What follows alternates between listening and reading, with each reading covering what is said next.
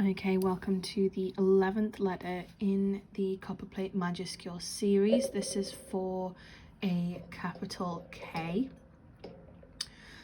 So today I'm using an oblique nib holder with a Nico G nib in. A Nico G nib is much more durable than finer nibs, like a Leonard Principle EF. So it's great for beginners.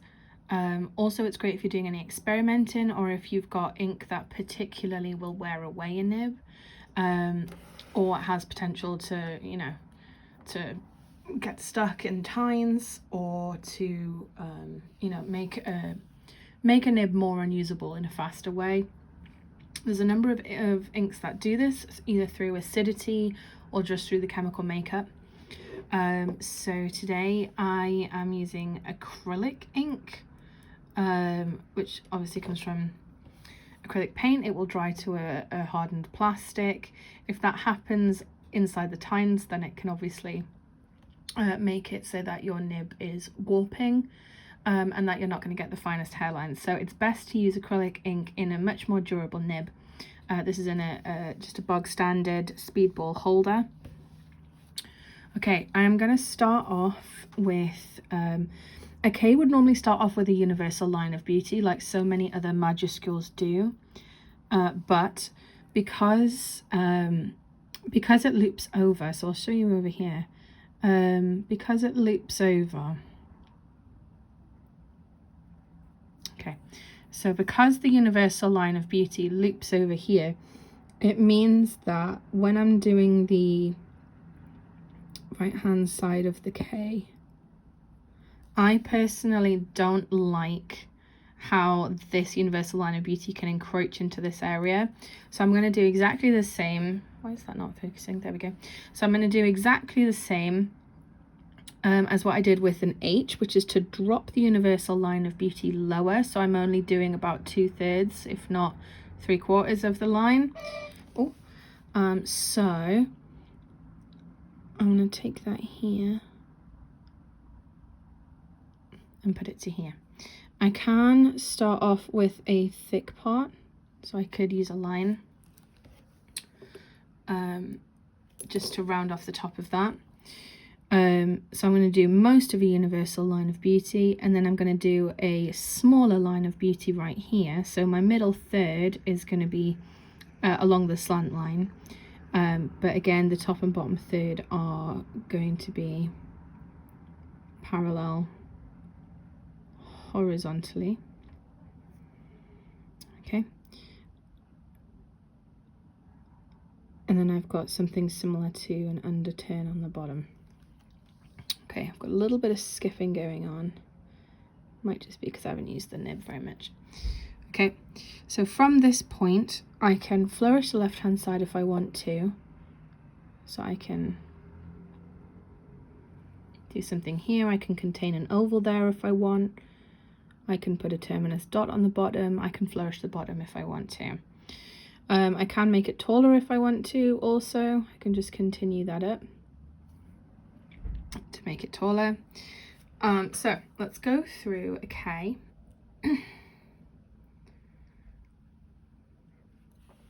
I'll just clean off my nib, obviously, to avoid any issues happening.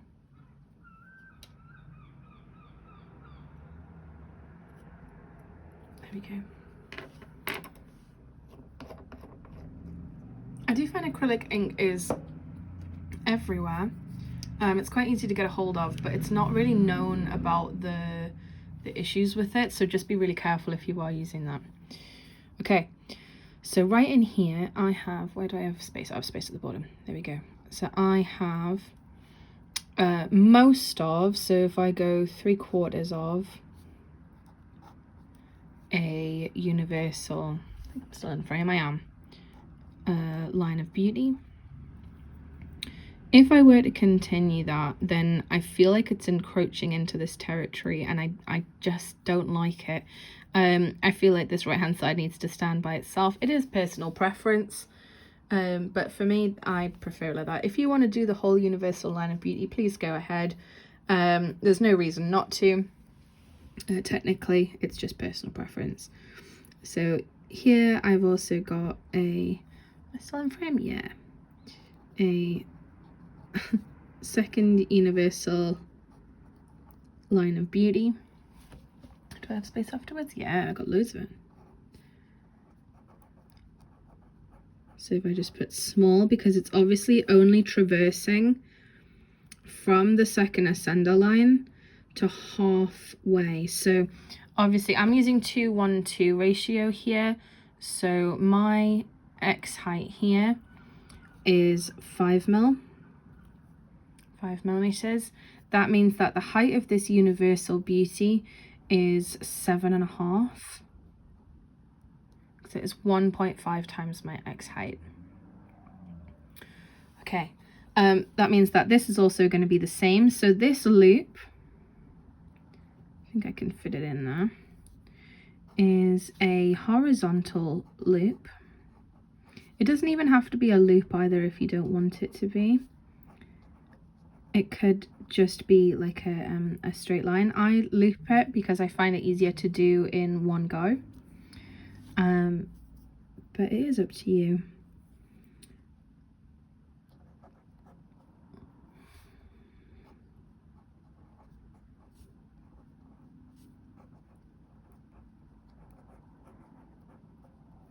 Okay, so that's my horizontal loop at 1.5 times my X height. So that means that looking at this right hand side, that this area right here is along the slant line, and this area right here is along the slant line. The amount of area that you've got that is on the slant line should be roughly equal. So if I draw in the slant line just right here, so you can see what is parallel and what is not. I've even curved that down here. I think it's just out of habit, to be honest. But you can see when my boxes that I've identified where it is parallel are roughly the same kind of size. It will be slightly different just because you're eyeballing it, but I think ideally that's what we should be aiming for.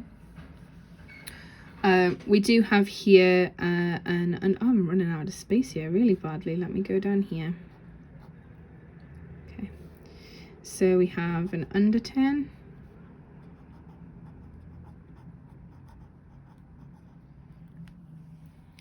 And that will lead in to your entry stroke.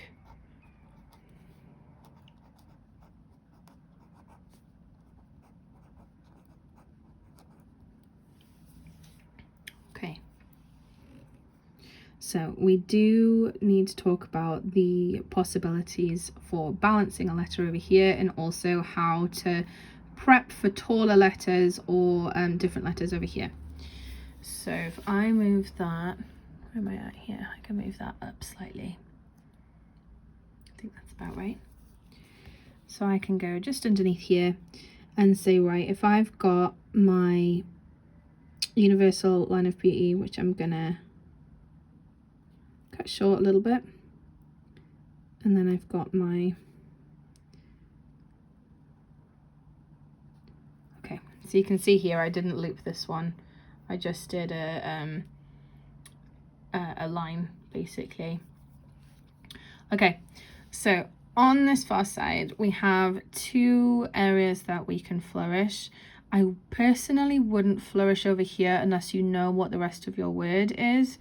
There actually aren't that many words starting with K, so what I'll do is I'll show you over here. If we're leading into a short letter like an I, then that will form your entry stroke to your letter. Okay, so we've got, this becomes the entry stroke to your next letter, which I feel is pretty straightforward, and it means that we've got a little bit of space over here that we can flourish to balance the rest of the word if that word is by itself. But so this is really good in envelope addressing. If you have a name that has a lot of drama on one side and not so much on the other, and it has to go in the center of your envelope, then it is worth doing. So I can We just have some plans right here. Okay, cool. So I can loop that up and bring it back down. And that loop is obviously along my slant line, which is somewhere here. And then we've got another area here that I can drop right down, should I want to. And I can create a sort of combined flourish over here. Where I'm intersecting, so I can try and use this right here. This purple is a lot darker than I thought it would be. But where I'm intersecting over here, I've said before, but it should be as close to 90 degrees as possible, bearing in mind that we are not allowed to do a completely vertical line because we are constrained by the slant line of 54 or 55 degrees. We then have the first oval is what I would call a vertical oval.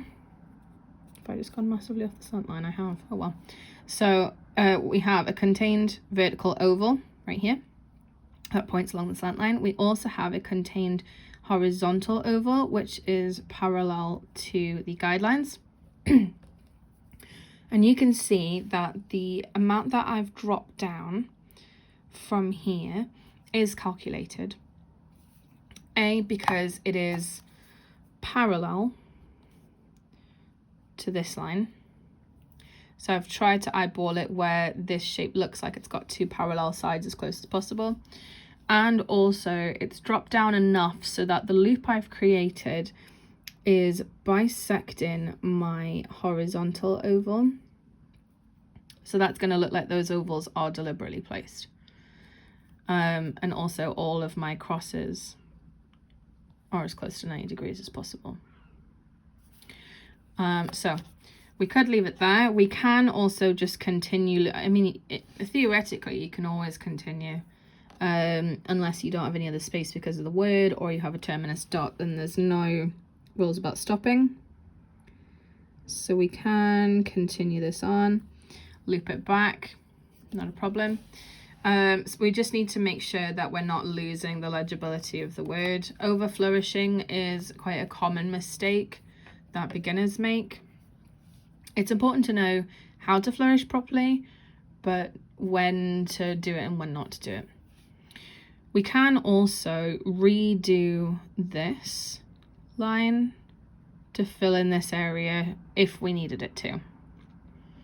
I think because we've got an ascender here in the letter K, that I don't think we should touch this area because it will encroach on that ascender's territory.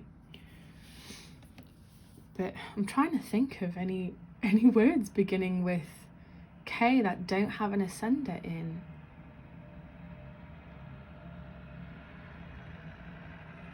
And I'm struggling.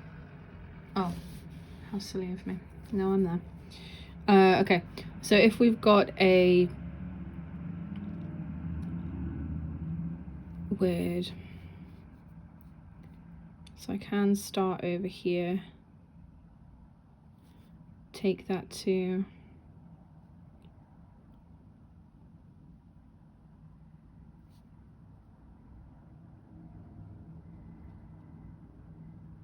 there we go. All right, so I've got a half finished K, and that's because I know that I've got a lot of space over here. I've got some options because I've got a Y, which can be extended up and flourished and whatever, or I can take it from here. So if I do my line of universal beauty, that's going to come right in here. I can use this to finish off this space in whatever capacity if I have the area available to me here. I can just put a terminus dot here if I want to. Where will we go from here? I feel like I don't want to take it over because I feel like I'm losing the legibility of my letter. I feel like under is definitely the right way. Okay, we can try to do that. We can just echo that over here. I don't necessarily like that. I think I wouldn't do that if I had to redo it. I just wouldn't try that at all. Okay, but we've got different areas that we can flourish on, okay? You also have, because this becomes your entry stroke, it only becomes your entry stroke because the underturn is stopping on the baseline. If you drop your underturn, I'm having a bit of a morning. If you drop your underturn lower, so if I just do a terminus dot right here, so let's drop it one lower.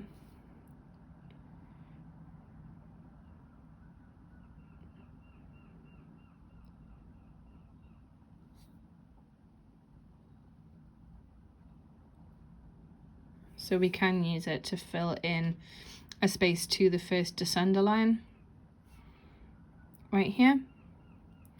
I would be careful dropping it lower, purely because if you do have any descenders, then their loop is going to encroach the space to the left of the letter. So that's going to make this area look very, very busy if you're dropping it too low.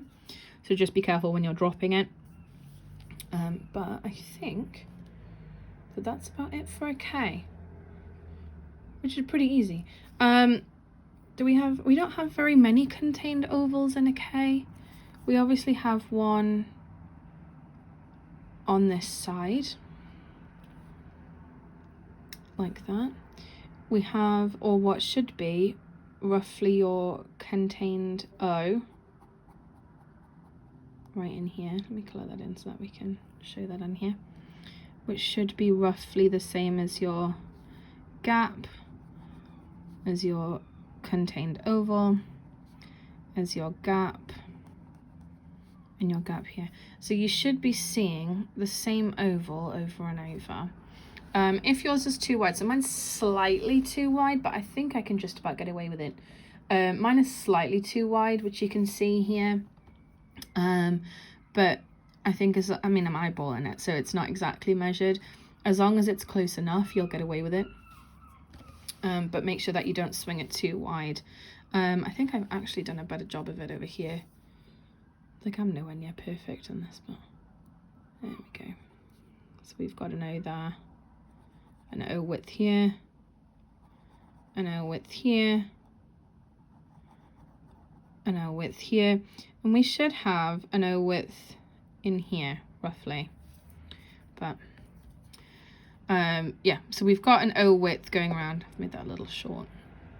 There we go. So we've got an O width throughout the word.